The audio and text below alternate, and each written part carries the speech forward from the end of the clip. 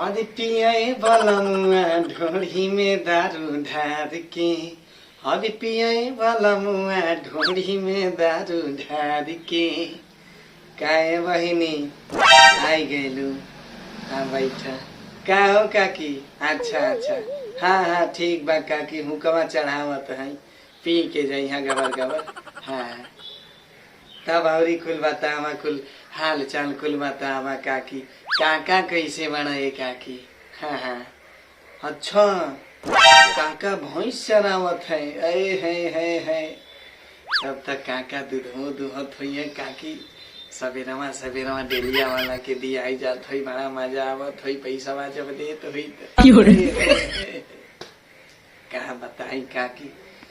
हमरो तो गइल बा, हाँ गइल बा, मेढ़ा बान है प्रधान जी को न, प्रधान जी का लइका आयल रहे, कहत रहे कि चाची तनी भेज दिहा चाचा के 2 गो मेढ़ा बांधे के बा, और करी बात से दे 200 रुपया लेके चोनी यहाँ।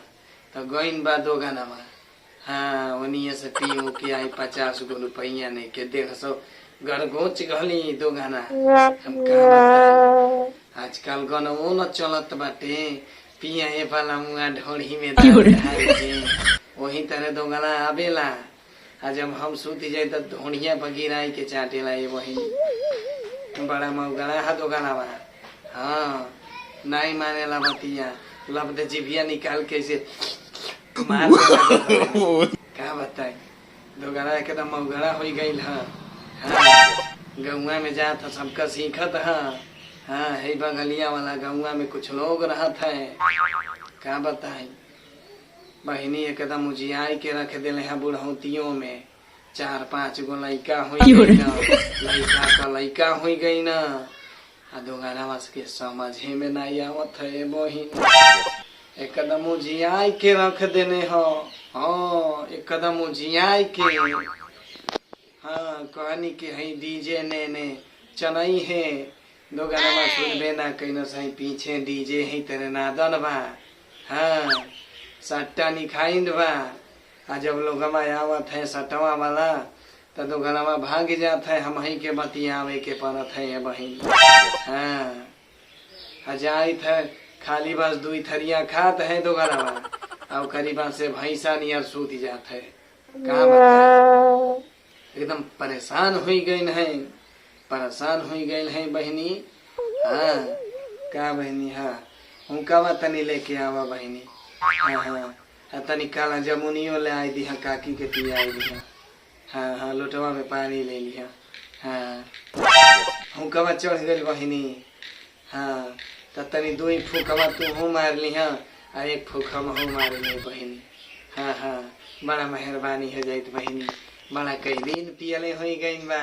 बारिश पड़त रहा 5 दिन से, कहीं जाई नहीं पावत रहनी है तनी भरे रखले रहनी है। कहनी है कि ये तने पकाम चौन जाई, आज ये तो दिन खूनन बा तो जाई बाजार तनी मरचा लेवे के बा, आ तनी समकेरा 2-4 गो ले सब्जी बोली। हाँ समकेरवा ले ली मैं बहिनी, बड़ा निक लागेला, बड़ा मजा आवेला, करिया करिया बड़े बड़े रहेला, खाए में बड़ा मजा आवेला। है हाँ बहिनी वहीं से कहनी है कि आई जाई मेढ़वा बांधी के 2 तो जाई बजरिया तो करीबा से समकेरा ले ले 2-4 गो। हाँ आओ करीबा सुबह बनी आज सजिया खो। हाँ कन्हिया तो बनवैले रहनी।